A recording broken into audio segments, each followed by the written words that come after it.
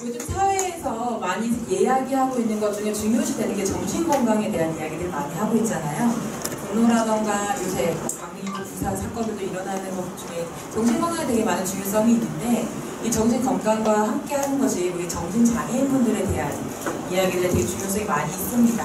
근데 실제로 정신보건법이라던가 이런 것들이 지금 개정 과정이 있는데 이게 불합치되고 있고 많은 문제점이 있다고 하고, 그래서 정말 기본이 되는 이 법에 대해서 이야기 나누고 정신장애인들의 인권에 대해서 이야기해 주시고 강의해 주실 이 정신장애인 정책추진연대 대표인 서은영 대표님을 모시고 강의 진행하도록 하겠습니다. 모두 큰 박수 부탁드립니다. 반갑습니다. 우리 이렇게 여러분들 얼굴 뵙고 이런 이야기를 드릴 수 있게 돼서 굉장히 영광스럽게 생각합니다. 저는 그 정신장애 정책추진연대라는 단체에서 대표를 맡아서 일을 보고 있고요. 또 수원시 정신장애 가족협회가 있습니다. 그 협회에서 정신장애 정책 추진을 위한 일을 지금 맡아보고 있습니다. 설문연이고요. 오늘 제가 여러분들한테 좀 재미있고 유익하고 가벼운 이야기를 이렇게 하기를 원하는 바는, 이 타이틀이 보시다시피 굉장히 좀 무겁습니다. 무겁고 좀 심각한 얘기라서 제가 가벼운 마음으로는 진행할 수가 없다는 것을 미리 양해 말씀을 드리겠고요. 지금 잠깐 짧게 가지는 치고 줄기만 가지고 핵심 키워드만 가지고 빨리 끝내도록 하겠습니다. 자, 이 정신보건법이라는 법이 있는데, 이 법이 무엇일까요? 정신보건법이라고 하는 것은 정신질환자들, 즉 다시 말해서 정신장애인들에 대한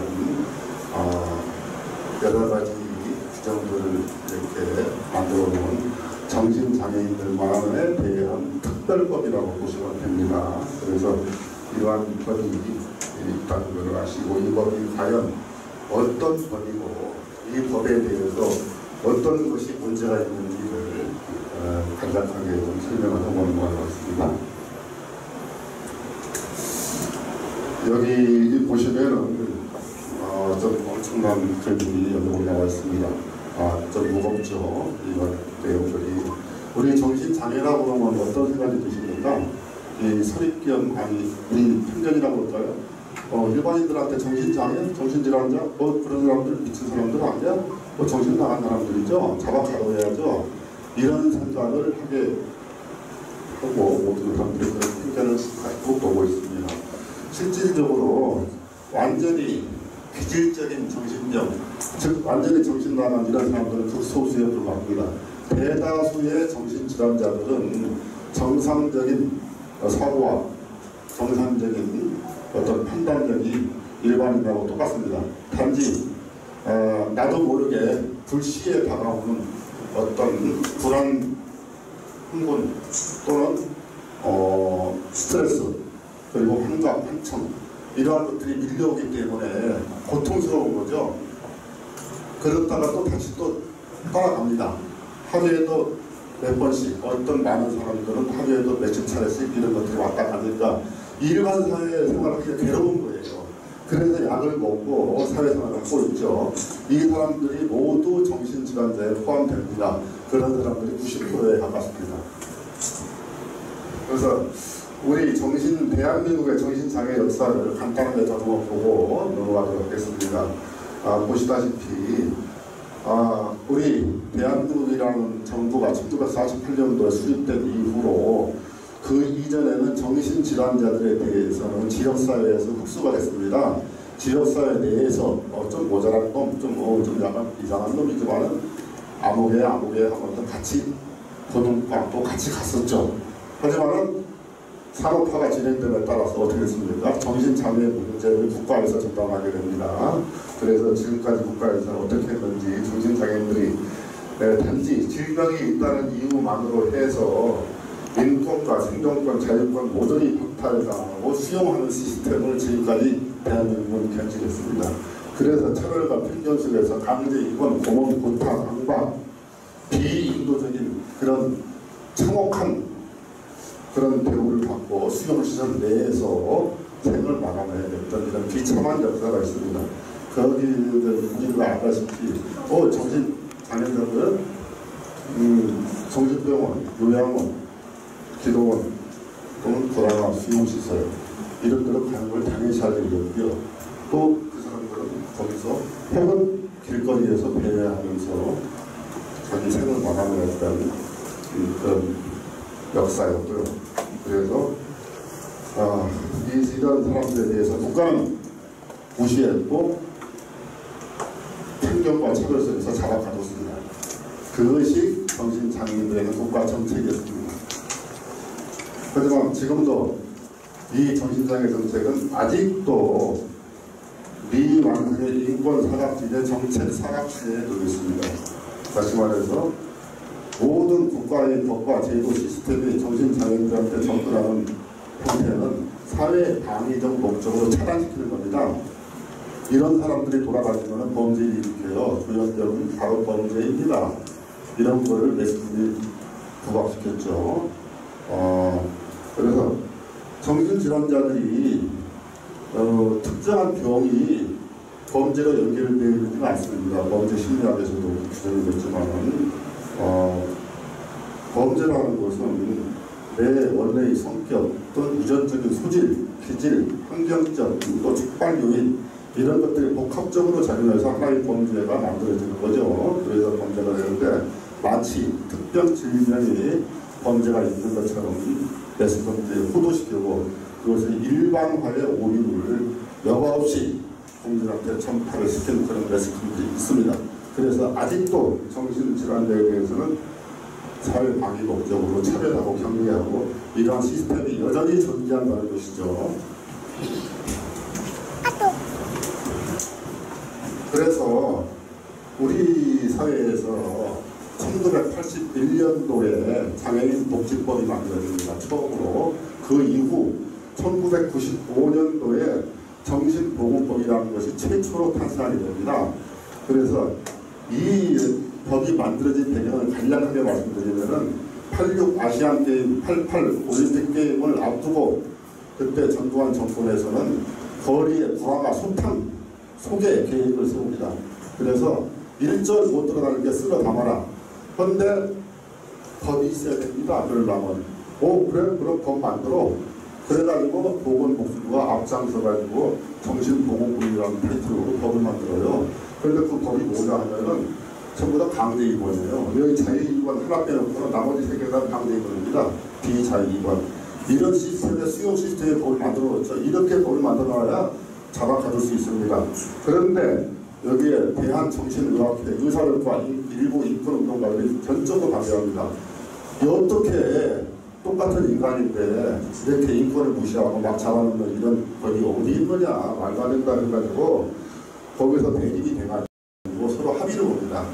그래서 이런 비자유 입원 시스템을 그냥 놔두고 또 한쪽으로는 대한의학회, 정신의학회 의견을 반영해서 정신질환자의 치료, 이런 노양에 대한 기초 시스템, 인권 시스템 주법을 만들어 놓고요. 그 다음에 정신병원 요양시설에 대한 입퇴원에 관한 어떤 절차, 확립 시스템, 그 다음에 사회복지시설, 정신보건복지센터라는 센터를 만들어서 전부 전파시키는 이러한 시스템을 의학회에서 만들었습니다. 그러니까 이 법이 좀 괴물 같은 법이에요. 이 강제 시스템도 규정하고 인권도 규정하고 이상한 법이 된 거, 짜깁기 법이 이게 바로 정부가 하고 의사들이 협약해서 만든 정신보건법이라는 것입니다. 1995년도에 이렇게 만들어졌고요.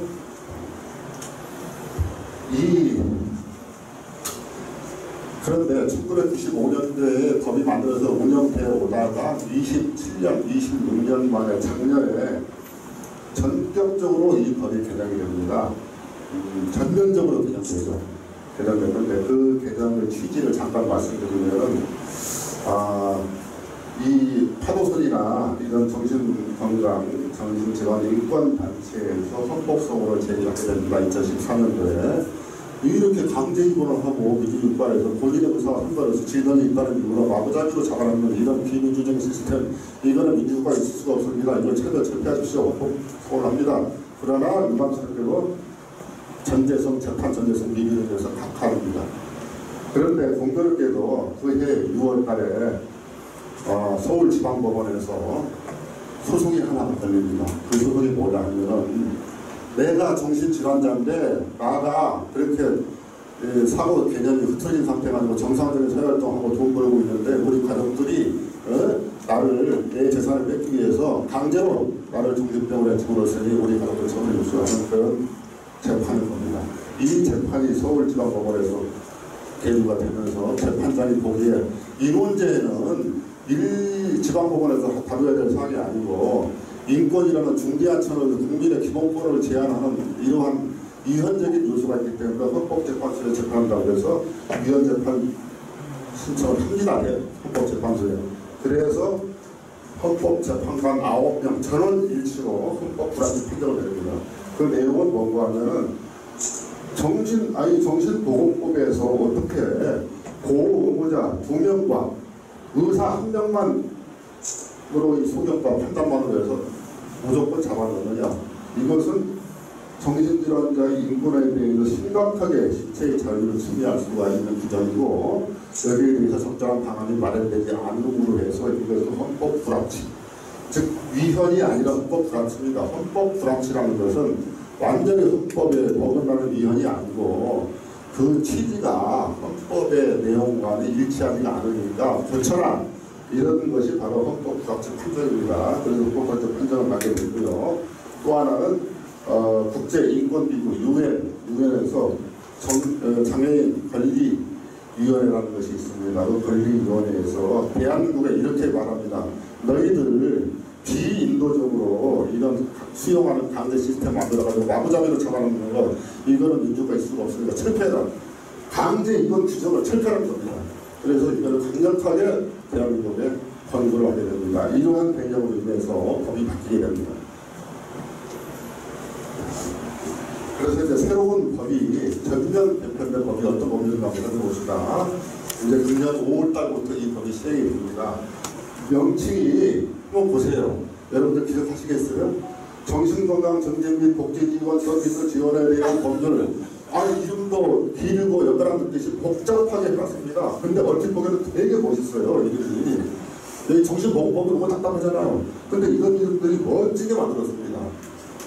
이것은 제가 보기에는 이 행정과 지금 보건복지부하고 이방자 국회에서 자기들의 행정 이러한 훌륭한 법을 만들었다는 걸 과시하기 위해서 이런 멋지고 긴 제목 타이틀을 하는 것으로 보입니다. 그래서 외우기도 힘들게 이렇게 해놓고 그 다음에 이 법의 특징에 따른 정신질환자 범위를 축소했다. 정신질환자 그러면 어떻습니까? 의학적 소견과 과학적 소견으로 정의된 그 정의가 있어요. 정신질환자 포함되는 정의가. 그런데 정신질환자의 범주를 행정기관에서 자의적으로 축소해버렸어요. 이따가 다시 말씀드립니다만 이거 시간 문제입니다. 그 다음에 세 번째는 전 국민의 정신건강 증진 대책을 이 법에 담았어요. 이거 무슨 소리냐면은 초등학교부터 해가지고 학교, 대학교, 군부대, 돈, 직장 모든 국민에 대해서 정신건강에 대해서 검사를 하고 약을 먹이겠다는 거예요. 통큰 야심적이죠. 대단한 겁니다. 여기에 따라서 이제 기구가 엄청나게 편성이 되겠죠. 이따위 법을 누가 만들었는지 이따가 다시 설명드립니다. 네 번째, 이 법에서 강제 입원 규정이 있는데 동의 입원이라는 것을 새롭게 만들었어요. 동의 입원이라는 것은 자유 입원, 즉 내 스스로가 병원 가고 싶어요, 나가고 힘들어요, 형을 하는 자유 입원 외에는 전부 다 비자유 입원이라서 강제 입원이거든요. 강제 입원은 어떤 게 있느냐면 보호 의무자에 의한 입원, 즉 보호 의무자한테 끌려서 입원 당하는 거예요. 그 다음에 행정 입원, 시군구청에서 잡아다 가졌습니다. 행정 입원. 그 다음에 응급 입원, 아무나 신고하면 막 달려서 잡아갑니다. 이러한 시스템에서 동의 입원이라는 걸 새로 시작했는데 이것이 자유 입원도 아니고 비자유 입원도 아닌 애매한 그런 입원 제도를 법을 집어넣습니다. 이것은 보호자의 동의를 조건으로 한 입원입니다. 이따 설명드립니다. 다섯 번째, 비자유 입원의 요건을 강화.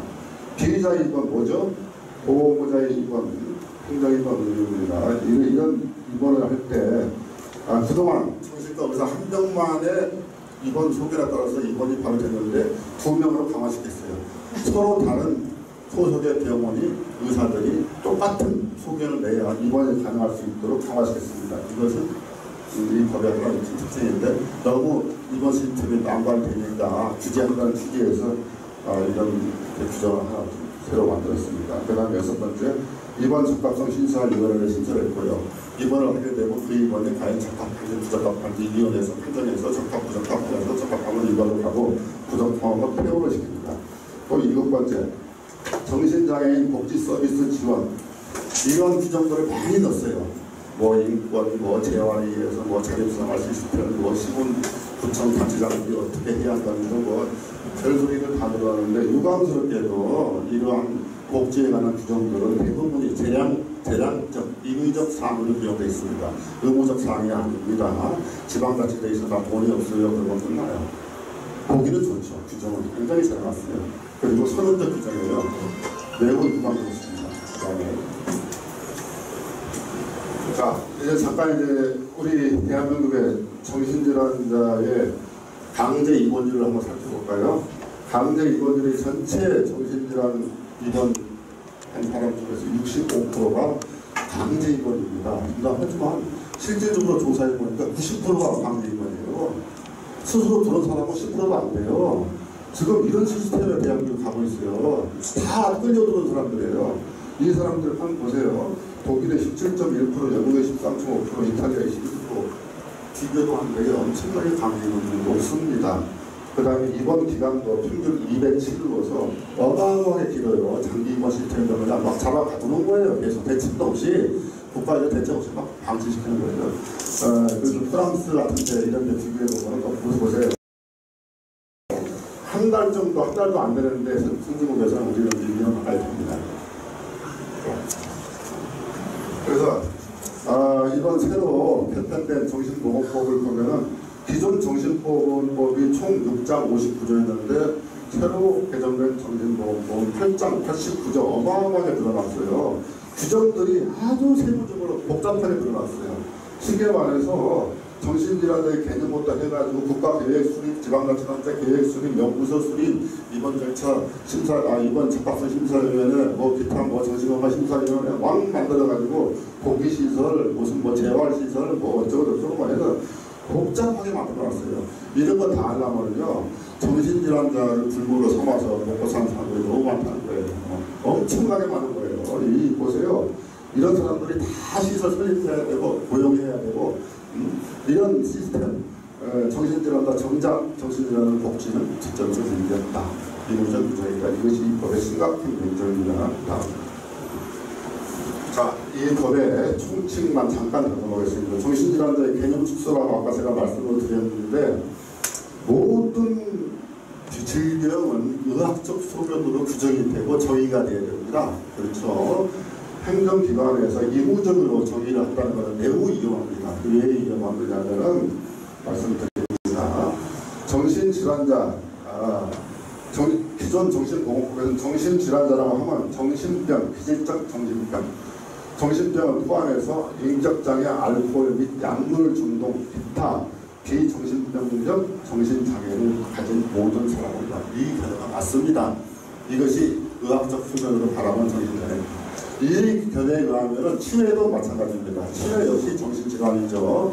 여기 다 포함됩니다. 하지만 이번 개념 보면서 뭐라 그랬습니까? 정신질환자 정의 1조 딱 해가지고 정신질환자 하면 망상, 환각, 사고의 기본 장애, 즉 환각 조현병 같은 거죠. 사고나 기본 장애, 조울증, 우울증 이런 걸 말합니다. 등으로 인해서 독립적으로 일상생활을 영위하는 데 중대한 제약이 있는 사람을 말합니다. 다시 말해서 이러한 정신, 망상, 환각, 사고 이런 거를 가졌다 하더라도 내가 독립적으로 생활을 어느 정도 할 수 있으면 여기 질환자 정의에 안 들어갑니다. 정신질환자 안 해요. 요 규정에 따르면은. 그래서 어느 정도 제약이 있는 사람도 안 돼요. 중대한 제약이 있는 사람이라고 설명했습니다. 그러니까 중증 환자만 말하는 거죠. 조현병이나 우울증 이런 중증 환자들. 이렇게 개념을 축소하고 해서 어떤 일이 벌어지냐면은 전체 대한민국에 있는 정신질환자들이 거의가 이 혜택을 받지 못합니다. 보건복지 서비스 못 받아요. 이 범주에 들어가지 못합니다. 국가의 복지 혜택 받을 수 없죠. 이거 심각한 이 법의 문제점입니다. 정의부터 이렇게 되어 있습니다. 그래서 정신질환자의 규모는 전 국민의 1%, 비공식 통계로는 전 국민의 10%가 정신질환을 할 것입니다. 그래서 우리가 575만 명이 대한민국에서 정신질환으로 고통을 받고 있습니다. 이러한 사람들이 약 먹고 지금 살아가고 있어요. 이 사람들 사실 다 정신질환자들이에요. 정신장애인들이요. 그런데 그 중에 중증 장애인은 약 1%, 한 57만 명이 되겠지만 실제로 정신장애 등록한 사람은 9만 7천 명밖에 안 됩니다. 왜고 하면은 수치스러워요. 난 정신장애다 드러내놓고 말할 수가 없어요. 왜 그러죠? 대한민국에서 왜 그럴까요? 왜 숨길까요, 대병을? 수집도 안 되고 조사생활. 그렇죠. 수집도 안 되고 보험도 안 되고 사회 제약이 너무 많습니다. 그리고 한번 빨간불이 그어지면은 회사 취직을 못해요. 이 사람 정신병인데 엄청난 불이익이 오는 거죠. 그래서 90% 이상이 등록을 안 합니다. 밖으로 내보이지가 않아요. 그리고 또 한 가지는 질시, 편견, 억압, 낙인 이런 것이 있기 때문에 드러나지 않습니다. 실제로는 엄청나게 많은 사람들이 정신장애 갖고 있죠. 자, 이제 이 법에서 규정하고 있는 제5장, 이 법에서 규정하고 있는 인권과 가장 밀접한 관계가 있는 입원 시스템에 대해서 몇 가지만 살펴보겠습니다. 첫째로 아까 말씀드린 보호 의무자에 대한 입원이 있습니다. 내가 병에 걸렸는데 내 스스로 가는 게 아니라 보호 의무자가 끌고 가는 거예요. 보호 의무자가 누구죠? 친권자, 부양자, 후견인 이런 사람들이 보호 의무자입니다. 너 질병이 있기 때문에 무조건 병원 가야 돼. 아니 나 병원 가기 싫어요. 그러니까 필요 없어요. 정신질환이 있고 자해, 타인의 위험에 대해서 즉 자신의 건강이나 안전에 대한 위해 또는 타인에 대한 이해를 가할 수 있는 그런 위험, 자타의 위험. 그 다음에 정신질환이 있다고 판단되면 보호 의무자 2명이 입원 신청을 합니다. 그래서 각각 소속이 다른 의사 2명이 일치된 의견으로 인해서 입원으로 바로 들어가는 거죠. 일치가 안 되면 퇴원하는 겁니다. 입원으로 들어가서 또 입원하면 한 달 이내에 입원 적합성 심사위원회를 개최해서 적합성 여부를 판단해서 적합하다고 하면 입원이 되고요. 입원이 되면은 3개월, 6개월 단위로 연장을 합니다. 연장할 때마다 심사를 하고요. 이런 이 시스템이 굉장히 복잡해요. 보호자 입원이. 왜 그럴까요? 이것은 입원자들이 그동안 어떤 가정의 갈등이라든가 재산 문제를 해가지고 정신병원에 잡아쳐놓는 이런 사례를 방지시켜놓기 위해서 굉장히 복잡하게 이렇게 해놨어요. 이걸 방지하고요. 그 자체는 좋은데 실질적으로 강제 입원도 했습니다. 다음에 자유입원. 이것은 가장 이상적인 입원의 형태입니다. 나 스스로 병원 가고 싶어요. 내가 너무 힘들어요. 좀 쉬고 싶어요. 병원 가서 치료받고 의사하고 상담하고 이렇게 좀 하고 싶어요. 했을 때 내 스스로 가서 입원해서 스스로 퇴원할 겁니다. 이건 아무 제한이 없어요. 자, 이거를 가지고 가자는 얘기죠. 그런데 동의 입원이라는 것은 뭐냐 하면은 나는 안 가고 문제가 아니에요. 보호자 동의. 보호자의 동의를 요건으로 해서 입원이 됩니다. 입원이 되고 여기서 이게 입원의 가장 큰 특징은 내가 정신질환자가 퇴원하고 싶어도 보호자가 노하면 안 돼요. 맞아야 돼요. 보호자하고 나하고 똑같이 퇴원하는 맞아야 돼요. 의사가 틀리면은 거기서 72시간 내에 입원 상태에서 심사를 합니다. 다시 입원이 들어갈 수 있습니다. 그래서 강제 입원 비슷한 거죠. 또 어떤 입원이 있냐면 행정 입원이라는 말을 듣기에도 굉장히 참 멋이 없어요. 진짜 참 이건 행정 입원이 뭡니까? 행정기관에서 잡아다 놓는다는 이야기입니다. 쉽게 말해서 무슨 소리냐면은 자기 쪼는 노숙자, 행정병자, 무연고자 이런 사람들을 발견했을 때 행정기관에 신고를 해서 전문의가 3일 동안 잡아놓고 진단을 해가지고 지정병원으로 이송을 시키는 거예요. 지정병원으로 이송이라는 건 뭐죠? 여기 법에는 지정병원이라고 되어 있지만 시행령 가보면 뭐라고 바뀌었는지 지정병원이 아니라 요양시설로 이송하라고 되어 있어요. 이런 법이 어디 있습니까? 여기에서. 네? 시행령. 그러니까 요양시설에 잡아서 놓겠다는 거예요. 치료 시스템도 갖춰지지 않았어요. 요양시설은. 그냥 기도를 확대하는 거 똑같아요. 이런 요양시설에도 잡아놓는다는 거예요. 2주 진단해가 2주 입원시키고 진단해서 입원 시스템으로 광대입으로 가는 거죠. 특별한 사유가 없으면 퇴원 안 시킵니다. 그래서 광대입원들이 굉장히 많습니다.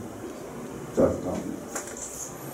응급입원이라는 것이 이 법 제50조에 규정되어 있습니다.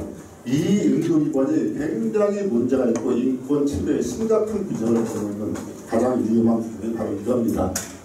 자, 설명드리겠습니다. 즉, 자퇴의 위험 정신질환자,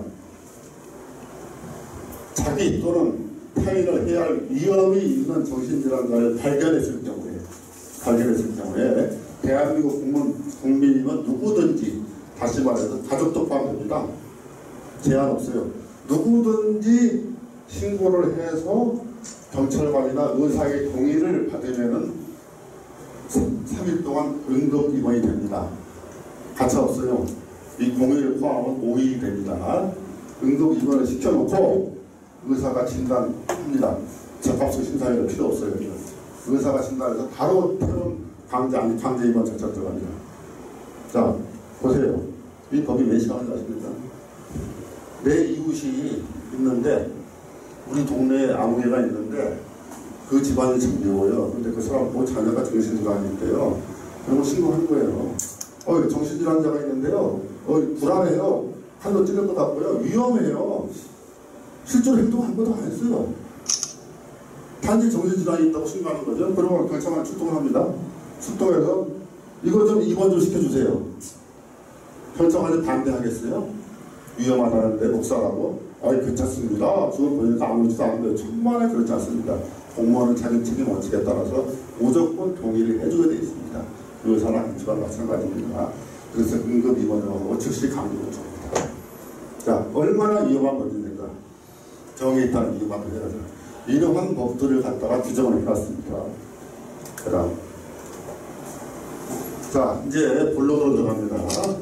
이제 이 개정된 정신보건법에 대해서 어떤 것이 문제가 있는지 구체적으로 한번 살펴보겠습니다. 첫째, 두 가지로 나눠서 저는 정책적인 문제점과 법 절차적인 문제점 두 개로 제가 분류해 봤습니다.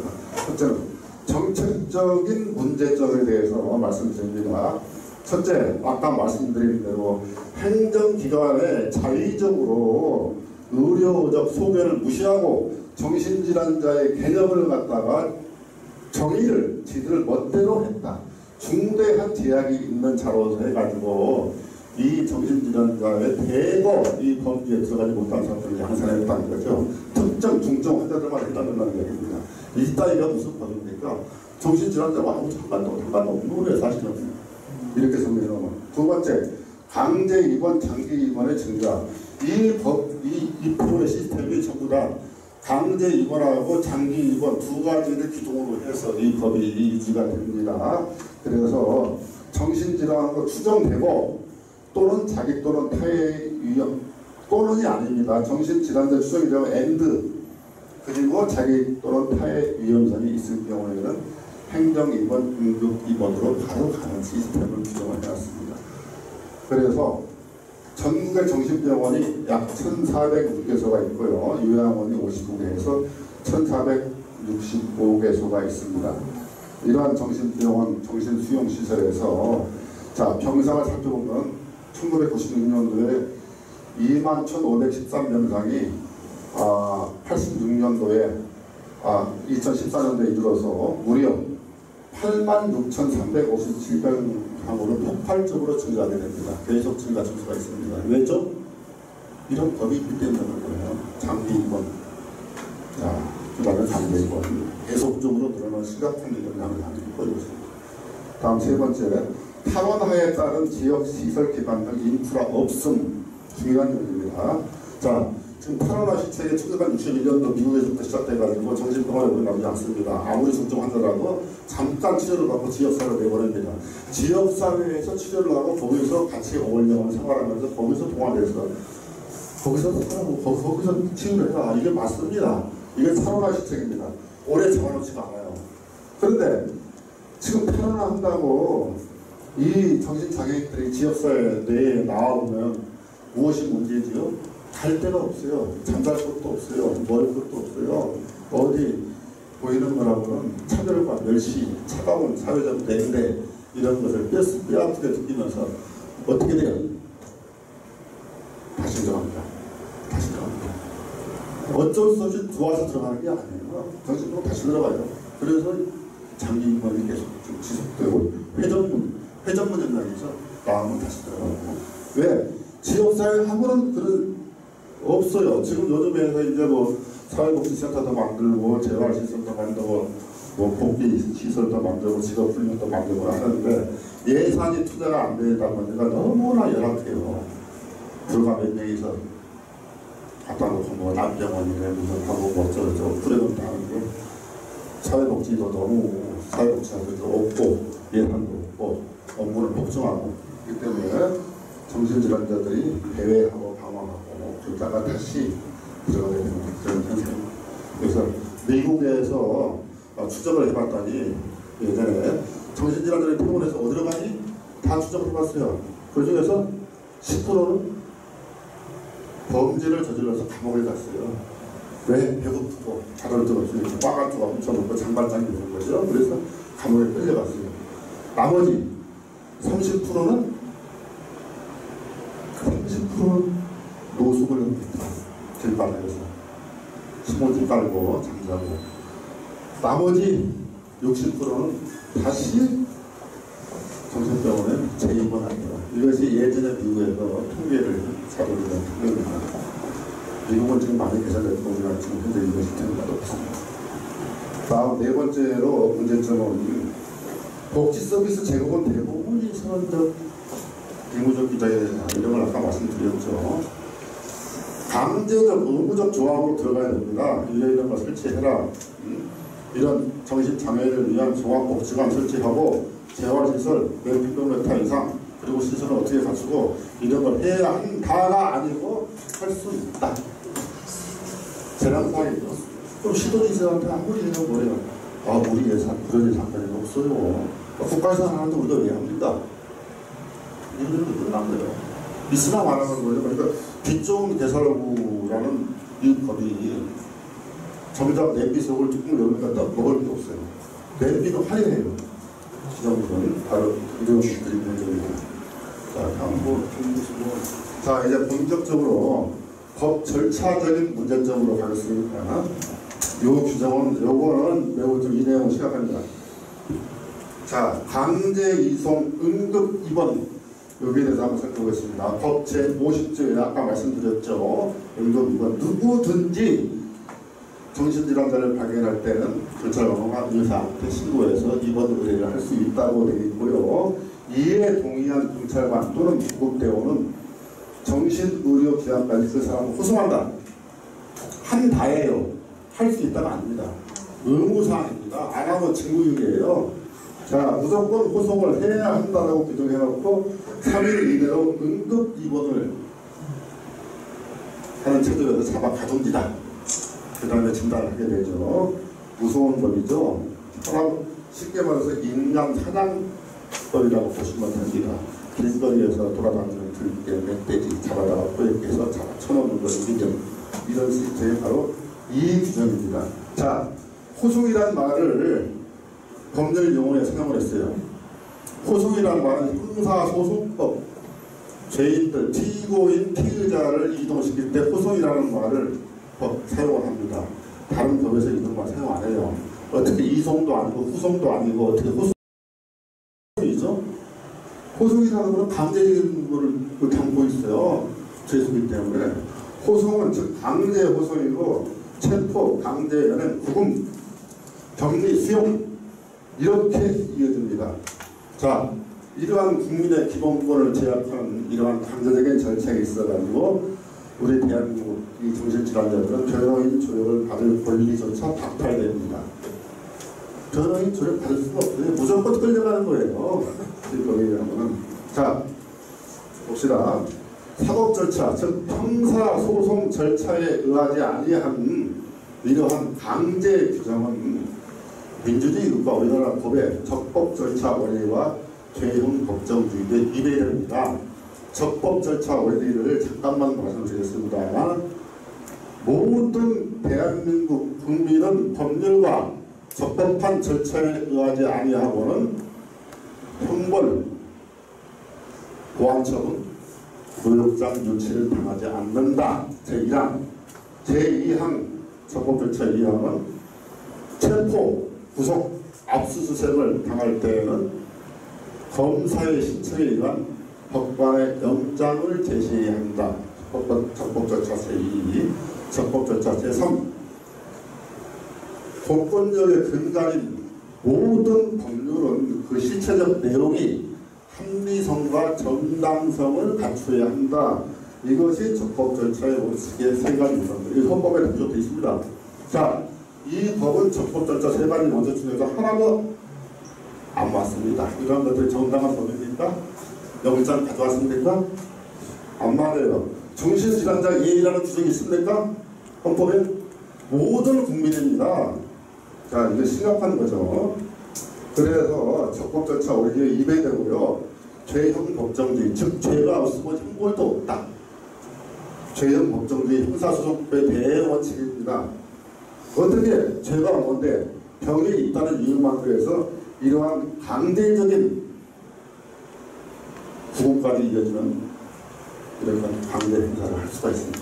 대한민국에서 없습니다. 그래서 죄형 법정주의도 위배되고요. 자, 질병이 있다는 이유만으로 다른 이유는 없어요. 범죄도 아니에요. 질병이 있다는 이유만으로 인간의 존엄권, 신체의 자유를 박탈하는 것은 중대한 위헌적 요소로서 이 법은 헌법 위에 있는 법이기 때문에 이 법은 폐지되어야 됩니다. 당연히 무효가 되는 겁니다. 이 규정만을 말씀드릴 거면 안 돼요. 대한민국에서 이런 법이 만들어졌다는 것은 말도 안 됩니다. 근데 만들어졌어요. 자, 그 다음에 정신질환 추정. 정신질환이 확정이 아니라 추정입니다. 정신질환자로 추정되고 자해, 타해, 위험이 있다는 의심만으로 해서 강제 입원이 된다는 것은 자유민주주의 국가체제를 구성하는 초법적인 강제의 행사를 하는 규정이다. 자, 보세요. 모든 처벌은, 범죄에 대한 처벌 형법이 어떻게 되어 있죠? 행위시법에, 행위시법주의입니다. 행위시법에 의해서 행위만을 처벌하는 것이 형법입니다. 자, 정신질환 무슨 행위했어요? 의심만 있어요? 아무런 자기 부장이 행위도 안 했어요. 위험이 있다는 의심만 가지고 이러한 초법적인 강제 행사를 규정을 했다는 것은 이 법으로서 대한민국에 존재하면 안 됩니다. 대한민국은 헌법에 거기에 맞추기해서. 자, 그리고 헌법 제37조 2항에 기본권 제한의 예외 조항이 있습니다. 국가안보, 질서유지, 공공복리를 위해서는 잠시 기본권을 제한할 수도 있다. 신체의 자유, 행복추구권, 인간다운 생활의 권리를 잠시 제한할 수도 있다는 얘기죠. 그런데 그것은 비례의 원칙에 따라서, 즉 전염병 예방법 같은 일시적인 격리 차단, 메르스, AI 이런 것이 전국적으로 퍼질 때 일시적으로 차단시키죠. 못 나오게 하고. 자, 이러한 것들은 침해되는 대의의 법익보다는 추구하는 전체적인 법익이 월등히 높기 때문에 차단 격리를 시킵니다. 하지만 그럼에도 강제 호송이라든가 체포 이런 거는 할 수가 없어요. 기본권 제한하더라도. 자, 그래서 대한민국에서 형사소송법에 의하지 않는 강제적 행사를 규정할 법률은 없다. 모든 국민에 대해서 강제적 행사, 강제권의 발동 이러한 것들은 형사소송법만이 규정이 되어 있습니다. 법관의 영장을 받아서 원칙입니다. 형사소송법에 이런 강제적 행사를 규정한다고 해서 엄청난 위헌입니다. 잘못된 거죠. 정신질환자 예의라는 게 없습니다. 자, 대한민국에 대해서 모든 강제력 행사는 반드시 형사소송 절차를 따라야 됩니다. 정신질환자가 죄를 범했어요. 죄를 범하고는 잡아다가 판사, 심판, 재판 받고 치료 보호하면서 들어가면 돼요. 이런 절차가 규정되어 있어요. 그런데 죄도 짓지 않고 이거 보세요. 추정하고 의심이 있다는, 위험한 의심이 있다는 것만 보여서 막 잡아다 놓는 이런 시스템 도대체 누구의 발상이고 이런 것들이 도대체 대한민국의 법을 어떻게 무기를 이런 법들을 만들어내는 거죠. 심각합니다. 그런데 이렇게 지금 현대사회 대한민국, 우리 선진국이라고 하는 대한민국에서 어떻게 이런 법을 만들어냈느냐. 법 전문가, 법 이론가, 법학자, 법조인 많이 있습니다. 왜 이 법이 만들어졌죠? 그런데도 불구하고 어림도 없습니다. 이런 법이 만들어내는 게. 자, 한 가지만 말씀드립니다. 그 사람들은 정신장애에 대해서 관심이 없습니다. 무슨 법이 만들어지건 말건 정신장애는 골치 아파요. 사회적인 당연히 집단이고. 그래서 상관 안 해요. 그래서 이런 초법적인 위헌적인 법률이 만들어지게 됩니다. 자, 다음. 그래서 이제 결론으로 들어갑니다. 자, 이런 국민의 행복 추구권이라든가 인간다운 생활의 권이라든가 인간의 존엄과 가치, 이런 국가 수호권이라든가 신체의 자유라든가 평등권이라든가 헌법에 규정된 모든 국민의 기본권, 이런 것을 지키는 것이 바로 자유민주적 기본 질서입니다. 이 자유민주적 기본 질서에 대해서 헌법에서 정확하게 다 규정을 해놨습니다. 이런 자유민주적 기본 질서에 위배되는 국민의 자유권을 함부로 제한하는 이러한 개정 정신보건법은 즉시 철폐돼야 합니다. 철폐돼야 합니다. 그 다음에 장애를 근거로 한 자유권 박탈을 근거한 강제입원 규정도 철폐돼야 합니다. 자, 강제입원, 왜 강제입원이라는 말이 나왔을까요? 왜 이렇게 강제입원을 규정하는 거죠? 여기는 그 문제가 있어요. 정신질환자들 대부분이 19은 너 병원 가서 안 가요. 그래서 잡아다 내렸다는 결론이죠. 아주 무식하고 진짜 폭력적인 이런 사고시들이 나옵니다. 왜 정신질환자들이 병원에 왜 가겠습니까? 자, 병원이 진짜 쾌적하고 시설 좋고 의사들이 있고 내가 거기 들어가서 언제든지 의사나 임상심리사한테 상담도 하고 특별치료도 받고 연극치료, 미술치료도 받고 이렇게 한다면 얼마나 좋겠어요. 이런 시스템이 닫혀있다. 가지 말라고 해도 엄마 나 집에 있기 너무 힘들어요. 머리 아파요. 나 차라리 나 병원 들어가서 좀 이런 좋은 시설에 가서 좀 치료 좀 받고 싶어요. 가지 말라면 갑니다. 왜 안 하겠습니까? 대한민국의 정신병원이라든가 요양원 시설, 수용소에 가보면은 철장, 어둡고 침침한데 폐쇄병동에 잡아놓습니다. 그리고 24시간 시스템을 감시합니다. 일상 개인 프라이버시 건 없습니다. 너무 피폐하고 위생도 엉망입니다. 인권교육도 받지 않은 종사자들이 함부로 말을 하고 함부로 인격적으로 비하합니다. 이런 시스템에 대해서 누가 들어가려고 그랬어요? 한번 생각해보세요. 동물들도 이 진자리 어둡고 침침한데 안 가려고 그럽니다. 양지 바른 데 갈 수 있으려고 그러죠. 하물며 사람인데 이런 배골 침침한 폐쇄 감옥 같은 이런 경로에 누가 들어있습니까? 안 들어갑니다. 그런데 안 들어가니까 아까 어떻게 했죠? 국가에서 강제입원 규정을 줄줄이 만들고 막 잡아내는 이런 시설에 대해서는 투자 안 합니다. 자, 정신질환자를 국가에서 어떻게 보고 있는지 명확하게 나옵니다. 그 다음 세 번째, 반인권적 감금시설을 철폐해라. 이러한 모든 수용소, 감옥 같은 이런 시설을 다 철폐하는 거죠. 정신장애인 금지, 차별금지, 특별법을 만들어가는 겁니다. 이렇게 해놓고 정신장애인 똑같은 인간입니다. 왜 병이 있다는 이유로 이런 차별적으로 맞습니까? 집에도 못 있고 감옥 같은 그래도 못 가고 길거리 배회하고 그러다 범죄 저지르고 잡혀가고 죽고 참혹한 인권 말살 바로 이러한 정신적 시스템. 자, 네 번째. 자, 제발 정신장애인들 좀 편하게 살아갈 수 있는 사회 환경 좀 만들어주세요. 마랑님, 제발 좀 법으로 똘똘 얽매이려고 그러지 말고 우리 좀 놔두세요. 이런 법 만들지 말고 우리 스스로 들어갈 수 있는 병원 좀 만들어주시고 우리가 가고 싶은 재활시설 좀 만들어주시고 직업훈련도 만들어주시고 이렇게 좀 해주세요. 왜 이렇게 법으로 똘똘똘똘 묶습니까? 어? 자, 장애인, 신체장애인, 지체장애인, 정신방해가 여러가지 장애인이 있는데 장애인 중에서도 유독 차별 받고 있는 게 정신장애인입니다. 정신장애인들을 이 법처럼 이렇게 인신 구속을 하고 똘똘똘똘 손가락 하나 꼽자 못하게 얼거맨 법이 없어요. 다른 장애인들 이거밖에 없는 거죠. 이 장애인들 이거 말이 됩니까? 제발 건드리지 말라는 거예요. 이런 법 만들지 마세요. 돈 써서 좀 시설 좀 투자해주세요. 좋은 정책 좀 만들어주세요. 많은 심리 상담까지 만들어주세요. 우리 좀 상담 좀 받고 싶어요. 그러고요. 이런 거 다니면 쉬우시죠. 시간 옵니다. 다음.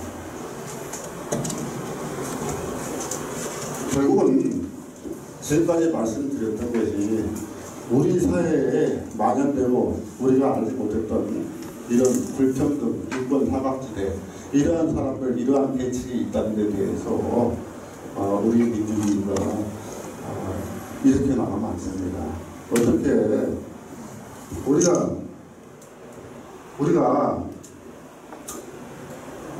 우리 이웃에 대해서 진짜 얼마나 고통을 받고 있는지 이런 사람들이 얼마나 힘들었는지 이런 것을 이해하는 성찰을 할 수 있어야 됩니다. 우리는 차별과 편견으로서 그들을 바라보고 있지 않은지 또 억압과 차단으로서 그들에게 대하는 사회는 아닙니다. 또 과연 이러한 불평등하고 불공정한 사회가 인간적인 사회입니까?